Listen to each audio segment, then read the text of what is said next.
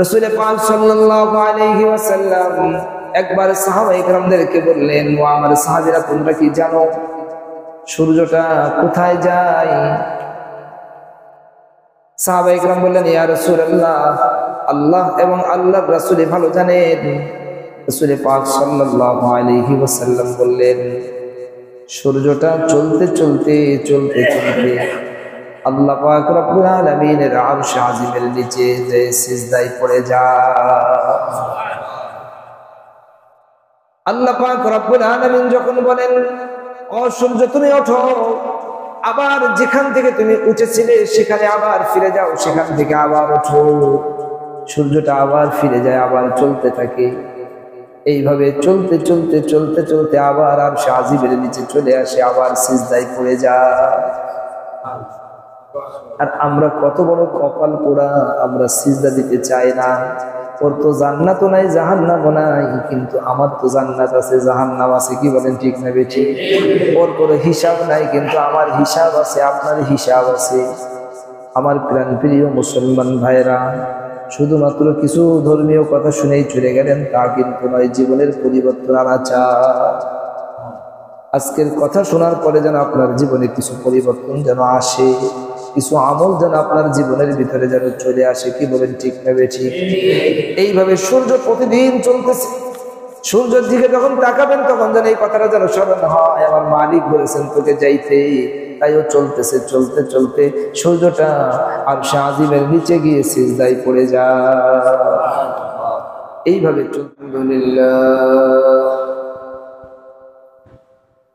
আলহামদুলিল্লাহ নাহমাদুহু ওয়া নাস্তাঈনুহু ওয়া নাস্তাগফিরুহু ওয়া নু'মিনু বিহি ওয়া নাতাওয়াক্কালু আলাইহি ওয়া নাউযু বিল্লাহি মিন শুরুরি আনফুসিনা ওয়া মিন সাইয়্যাতি আ'মালিনা। من يهده الله فلا مضل له ومن يضلله فلا هادي له ونشهد أن لا إله إلا الله وحده لا شريك له ونشهد أن سيدنا وسندنا وحبيبنا وطبيبنا ومرشدنا ومحبوبنا ومولانا محمد الذي أرسله بالحق بشيرا ونذيرا وداعيا إلى الله بإذنه وسراجا منيرا.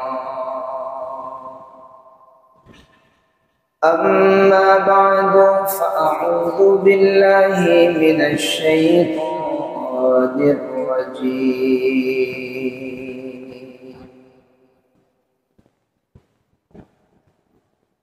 بسم الله الرحمن الرحيم. الحمد لله رب العالمين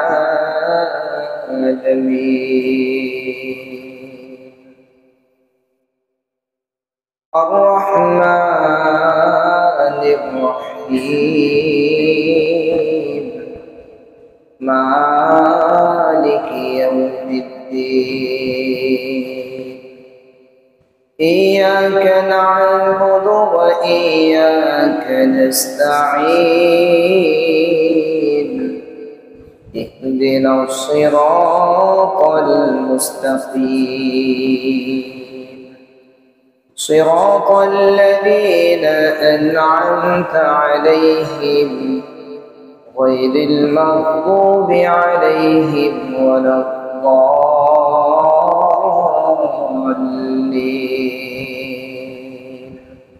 آمين. اللهم صل على محمد وعلى آل محمد كما صليت على إبراهيم وعلى آل إبراهيم إنك حميد مجيد اللهم بارك على محمد وعلى آل محمد كما باركت على إبراهيم وعلى آل إبراهيم إنك حميد مجيد سبحانك لا علم لنا إلا ما علمتنا إنك أنت العليم الحكيم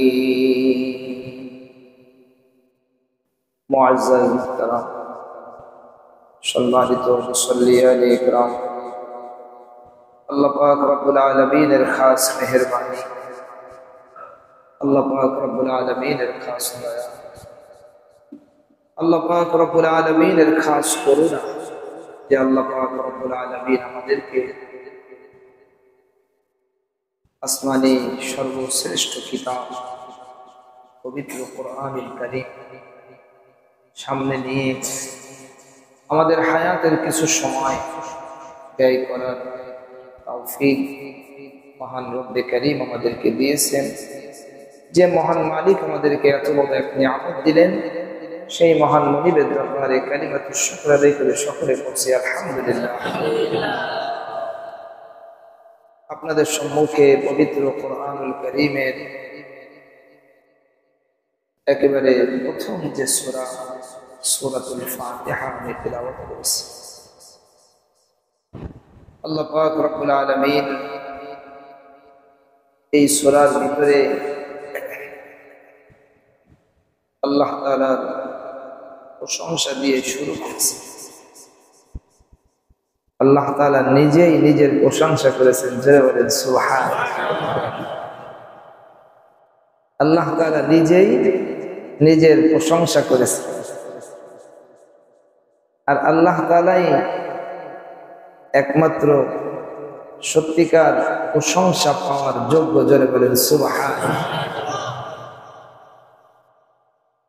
পৃথিবীতে মানুষ যখন কোনো একটা জিনিসের প্রশংসা করে,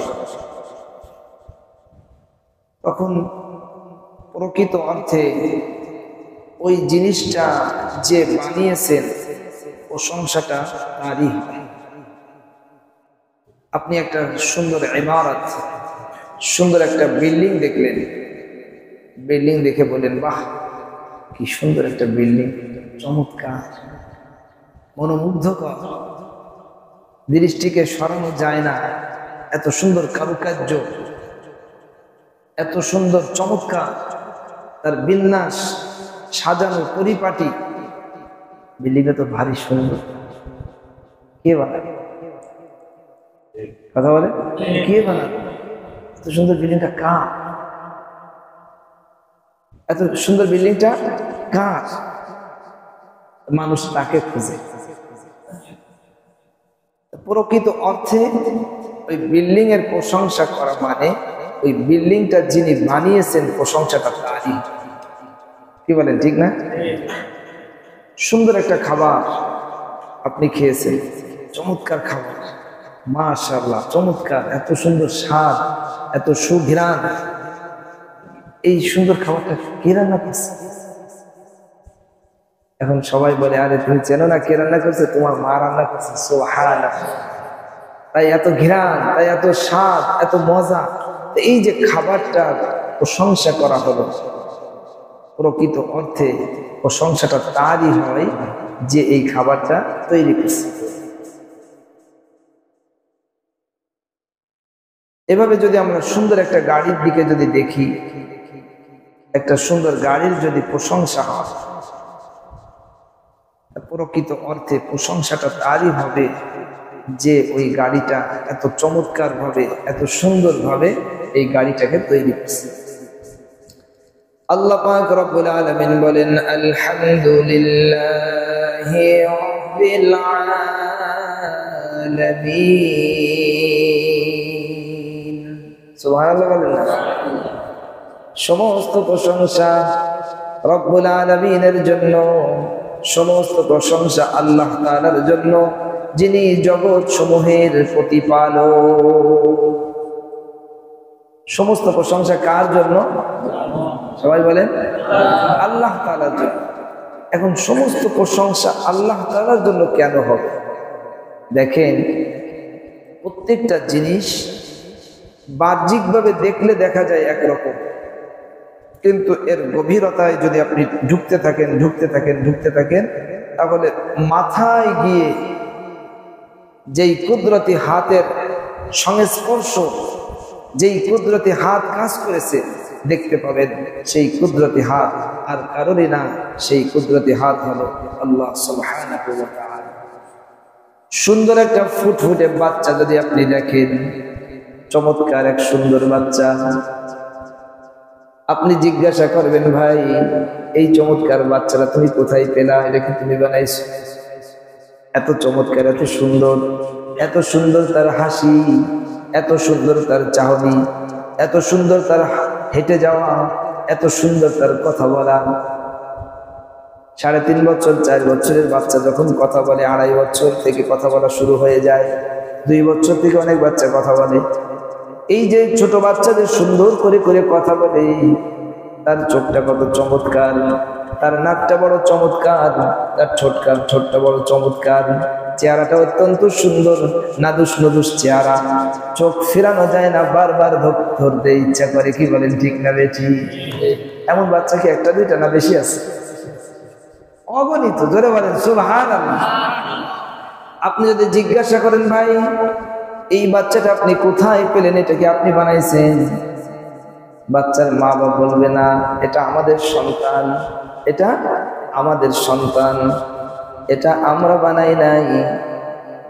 এর গভীরে যদি আপনি যান, তাহলে এই বাচ্চাটা কিভাবে তৈরি হলো, এর গভীরে যখন আপনি যেতে থাকবেন নিচের দিকে যেতে থাকবেন, আপনি তার মূলকে খুঁজতেছেন, কোথা থেকে বাচ্চাটা আসলো। কথা বলেন, কোথা থেকে বাচ্চাটা আসলো? আপনি যখন খুঁজতে যাবেন, খুঁজতে গিয়ে পাবেন এই বাচ্চাটা তার মায়ের পেটে ছিল। কথা বলেন, এই বাচ্চাটা তার মায়ের পেটে ছিল। মাকে জিজ্ঞাসা করা হলো, তুমি কি বানিয়েছো? তোমার পেটের ভিতরে কিভাবে আসলো? তুমি কি বানাইছো? তোমার স্বামী কি বানাইছে? স্বামী বলবে আমি বানাই নাই, স্ত্রী বলবে আমি বানাই নাই, মাও বলবে আমি বানাই নাই। তাহলে কিভাবে আসলো? এর গভীরে যখন আমরা যাব, এর গভীরে যেতে যেয়ে দেখব 1 ফোঁটা নাপাক পানি ছিল। এর আরো যদি গভীরে যান, তাহলে এরপরে যেতে থাকবেন, ওই বাচ্চার মা আর বাপ তারা দুইজনে যে খাবার গ্রহণ করেছে, বিভিন্ন জায়গা থেকে যে খাবার গ্রহণ করেছে, ওই খাবারগুলো ওই মা আর বাপ দুইজনের কেউই বানায় নাই। ওই খাবারগুলো এমন এক সত্তা বানিয়েছেন যাকে দেখা যায় না। এর গভীরে যেতে আপনি শেষ পর্যন্ত যত দূর যাবেন, যেতে পাবেন আর কাউকে পাবেন না, আল্লাহ সুবহানাহু ওয়া তাআলাকে আপনি পাবেন। তিনি এই লুৎফাকে বানিয়েছেন। ওই নাপাক পানি বানানোর ক্ষমতা দুনিয়ার কোনো মানুষের নাই। আছে? নাপাক পানি কি কেউ বানাতে পারে? যে বিশেষ পানি, ওই পানি আর কেউ বানাতে পারে না। ওই পানি বানাতে পারেন একমাত্র আল্লাহ সুবহানাহু ওয়া তাআলা। এইভাবে যখন এক একটা জিনিসের দিকে আপনি যখন দেখবেন, সুন্দর একটা বাগান যখন আপনি দেখবেন, সুন্দর বাগানের দিকে তাকিয়ে বলবেন, বাহ কত চমৎকার একটা বাগান। এই বাগানটা কিভাবে তৈরি হলো? কে এই বাগানটা তৈরি করলো? এই বাগানের ভিতরে এত চমৎকার আম গাছ, কলা গাছ, কাঁঠাল গাছ, লিচু গাছ, সব গাছে সুন্দর সুন্দর ফল ঝুলে আছে। সুবহানাল্লাহ। এর গভীরে যখন আপনি যাবেন, আম গাছের যে মালিক, বাগানের যে মালিক, তার কাছে জিজ্ঞাসা করলেন, হে বাগানের মালিক, তুমি কি এই বাগানের ফল তুমি বানাইছো? এত সুন্দর কালার কিভাবে আসলো? বাগানের মালিক বলবে, না, এই বাগানের আমি মাহাজন, কিন্তু এই বাগানের একটা গাছও আমি বানাই নাই। সুবহানাল্লাহ। এই বাগানের একটা গাছও আমি বানাই নাই। এই বাগানের প্রত্যেকটা গাছের যে ফল আছে, ওর একটা ফলও বানানোর ক্ষমতা আমার নাই। ওই গাছের সম্পর্ক হলো মাটির সঙ্গে। এর গভীরে যখন আপনি যাবেন, ওই গাছটা মাটির সঙ্গে লেগে আছে। মাটি বানানোর ক্ষমতা দুনিয়ার কোনো মানুষের আছে না? আছে? দুনিয়ার কোনো মানুষের মাটি বানানোর কোনো ক্ষমতা নাই। মাটি যিনি বানিয়েছেন তিনি হলেন আল্লাহ। আর ওই মাটির থেকে গাছগাছালি, তরুলতা, বৃক্ষরাজি মহান আরশে আজিমের মালিক তৈরি করেছেন। এই জন্য পৃথিবীর যেদিকে আপনি তাকাবেন, মনোমুগ্ধকর যত দৃশ্য আপনি দেখবেন, সব দেখবেন, দেখতে মনে হবে এটা মনে হয় অমুকের, কিন্তু আসলে অমুকের না। এটার গভীরে যখন আপনি যাবেন, যেতে যেতে আপনি যে পাবেন আল্লাহ সুবহানাহু ওয়া তাআলাকে পাবেন। এই জন্য মালিক বলেন, আলহামদুলিল্লাহ, আলহামদুলিল্লাহি রাব্বিল আলামিন। সমস্ত প্রশংসা কার? জোরে বলেন, সমস্ত প্রশংসা কার? সমস্ত প্রশংসা আল্লাহ তাআলার জন্য। চমৎকার একটা সুন্দর একটা পাহাড় দেখলেন, যে পাহাড় থেকে কি সুন্দর পানি নেমে আসতেছে। পাহাড় বানানোর ক্ষমতা আমাদের আছে? আমাদের কারোর পাহাড় বানানোর ক্ষমতা নাই। এত চমৎকার, এত সুন্দর পাহাড় কে বানালো?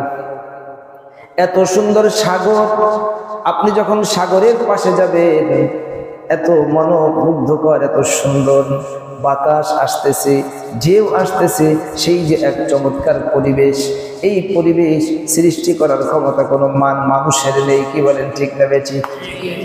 আমরা আরব সাগরের পাশে যে দাঁড়ালাম। কোন সাগর? আরব সাগর।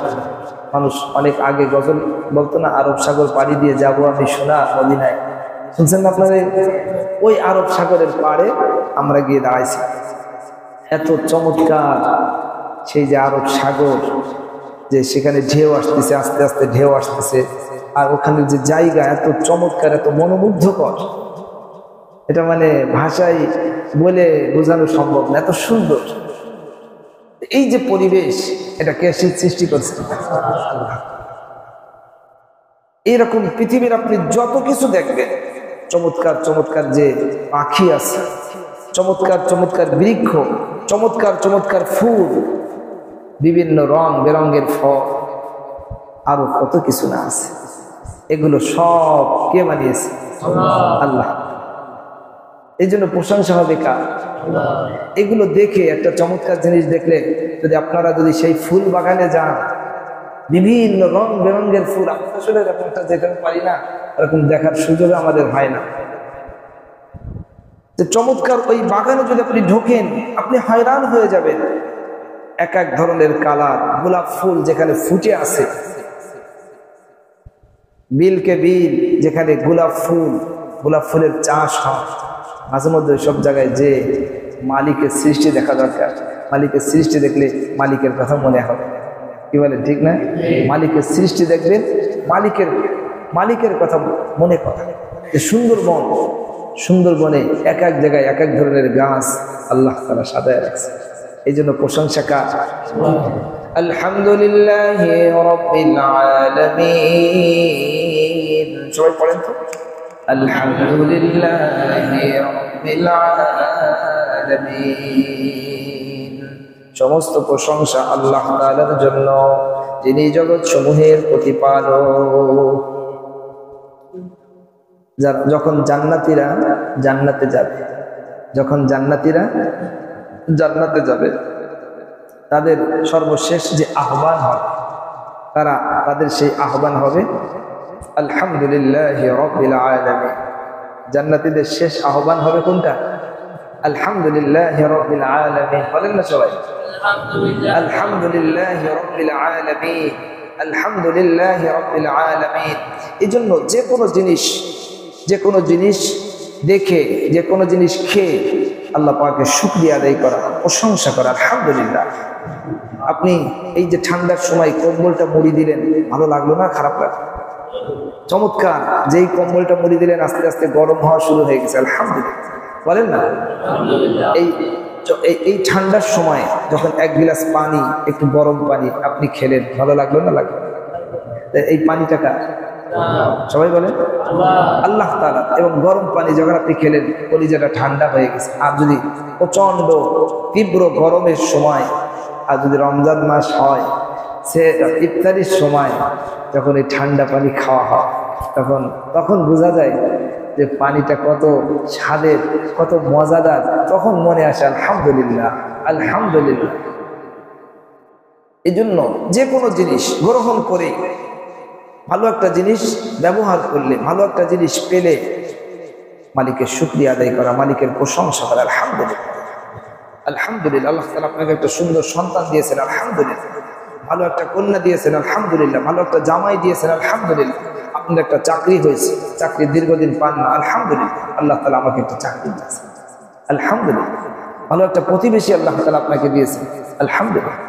এই প্রত্যেকটা যে কোনো একটা জিনিস পেলেই শুকরিয়া করবো কার? প্রশংসা করবো কার? আল্লাহ। বেশি বেশি প্রশংসা, বেশি বেশি আমরা কি করব? সবাই বলেন প্রশংসা করব। প্রশংসা করবো কার? একটু জোরে বলেন তো কার? আরো জোরে বলেন।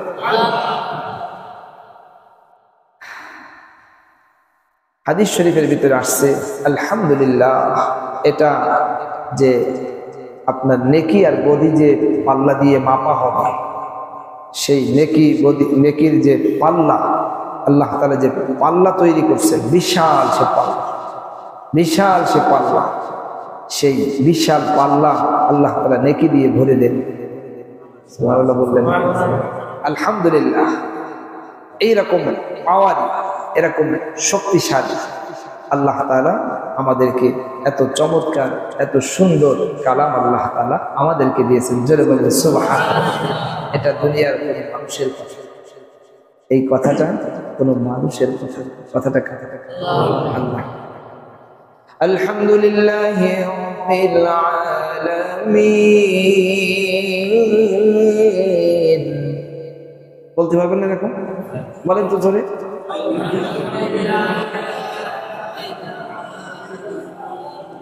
মন দিল খারাপ আছে, মনে করেন আপনার মনটা, শরীরে ভালো লাগতেছে না, এই আয়াতটা বারবার পড়েন। আলহামদুলিল্লাহি রাব্বিল আলামিন। আপনার দিলকে, আপনার মনকে, আপনার ব্রেনকে আল্লাহ তাআলা ভালো করে দিবে। আলহামদুলিল্লাহি রাব্বিল আলামিন। সমস্ত প্রশংসা আল্লাহ তাআলার জন্য, যিনি জগৎ সমূহের প্রতিপালক। এই শব্দের মাধ্যমে, এই আয়াতের কারিমার মাধ্যমে আল্লাহ তাআলার একদিকে যেমন প্রশংসা করা হয়েছে, আর একদিকে যেহেতু সব কিছু আল্লাহ তাআলার, ওয়া ইন তাউদ্দু নি'মাতাল্লাহি লা তুহসুহা, আল্লাহ তাআলার এত নিয়ামত তোমরা গুণে শেষ করতে জানেন। বলে এখানে আল্লাহ তাআলা কোনো একটা নিয়ামতের কথা কিন্তু উল্লেখ করেন না। এখানে কোনো নিয়ামতের কথা আল্লাহ তাআলা উল্লেখ করেন না। কেন উল্লেখ করেন না? নিয়ামত কোনটা বলবেন, কোনটা বাদ দেবেন, কোনটা বলবেন? কোনটা সে কোনটা কম না। আর নিয়ামত অগণিত, নিয়ামত অগণিত। তাই নিয়ামতের কথা আল্লাহ তাআলা উল্লেখ করেন না। অগণিত নিয়ামত আল্লাহ তাআলা আমাদেরকে দিয়েছে। এই আয়াতে কারিমার মাধ্যমে, এই শব্দের মাধ্যমে সূক্ষ্মভাবে আল্লাহ তাআলা ব্যতীত আর অন্য কারোর ইবাদত করা যাবে না, এই শিক্ষাটা সূক্ষ্মভাবে এখানে দেওয়া হয়েছে। জোরে বলেন সুবহানাল্লাহ। ইবাদত করতে হবে কার?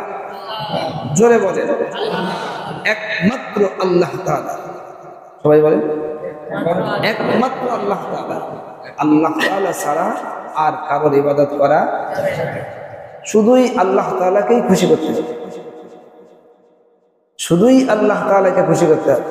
আর শয়তানকে নারাজ করতে হবে, শয়তানকে নারাজ করতে হবে। পরে মোটে খুশি করা যাবে না। শুধুই আল্লাহ তাআলাকে খুশি করতে হবে, শয়তানকে খুশি করা যাবে না।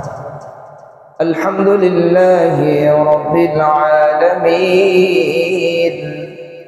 সমস্ত প্রশংসা আল্লাহ তাআলার জন্য, যিনি জগৎ সমূহের প্রতিপালক। জগৎ সমূহ মানে কত যে জগৎ আছে, আল্লাহ তাআলা যে কত অগণিত জগৎ বানিয়েছে। ফেরেশতাদের একটা জগৎ আছে, ফেরেশতাদের জগৎ আছে। ফেরেশতাদেরও তো এক জায়গায় থাকা লাগে, দাঁড়ানো লাগে, তাদের একটা অবস্থান আছে না, পিছনে একটা এরিয়া আছে। আর আল্লাহ তাআলা কত অগণিত ফেরেশতা তৈরি করছে। তার একটা ছোট্ট কথা বলি, তাহলে আপনার অনুমান করতে পারেন, বুঝতে পারবেন। আমরা তো বুঝে আসবে, বোঝা সম্ভব নয়। বাইতুল্লাহর সরাসরি উপরে বাইতুল মামুর আছে, ফেরেশতাদের ইবাদত খানা, ফেরেশতারা ওইখানে ইবাদত করে। দৈনিক 70,000 ফেরেশতা ঢুকার পারমিশন পাবে। কয় হাজার? এই যারা একবার ঢুকতে পারছে তারা আর কোনোদিন ঢোকার চান্স পাবে। সুবহানাল্লাহ বলেন। তাহলে ফেরেশতা কি পরিমাণ? প্রতিদিন 70,000, প্রতিদিন 70,000 নতুন। মালিকের যে কি খাজানা আছে, আমরা তো এটা নিয়ে খুব কম ভাবি। সারাদিন খালি টেনশনে থাকি, কোন দলে খাওয়ানি কি হবে, কি কমে নেই, ওই চিন্তা একদম বাদ দিয়ে থাক,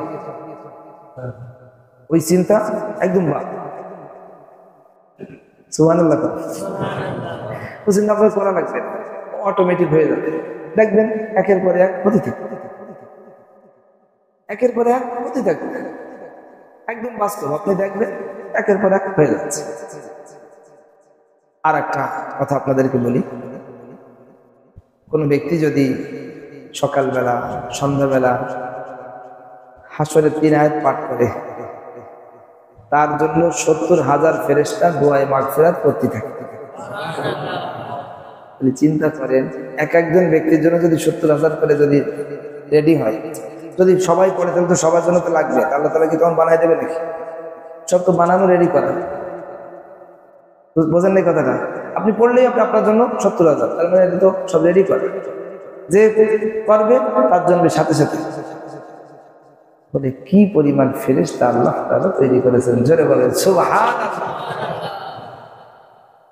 25 পারার ভিতরে 2 নম্বর পৃষ্ঠায় একটা আয়াতে কারিমা আছে, ফেরেশতারা যে আল্লাহ তাআলার পবিত্রতা যে বর্ণনা করে আসমান, তাদের যে আওয়াজ, আমরা যেমন সুবহানাল্লাহ বলেন তো, একটা আওয়াজ হয়েছে না, মনে হয় যেন আওয়াজ হলে মানে মনে হয় যেন ছাদটা ফেটে যাবে। ফেরেশতাদের এত আওয়াজ, আল্লাহ তাআলা তারা যে গুণকীর্তন করে, প্রশংসা বর্ণনা করে, তাসবিহ পাঠ করে, এত আওয়াজ হয় মনে হয় যেন আসমানটা ফেটে যাবে। সুবহানাল্লাহ। এরকম ভাবে আল্লাহ তাআলা অসংখ্য অগণিত জগৎ তৈরি করেছে।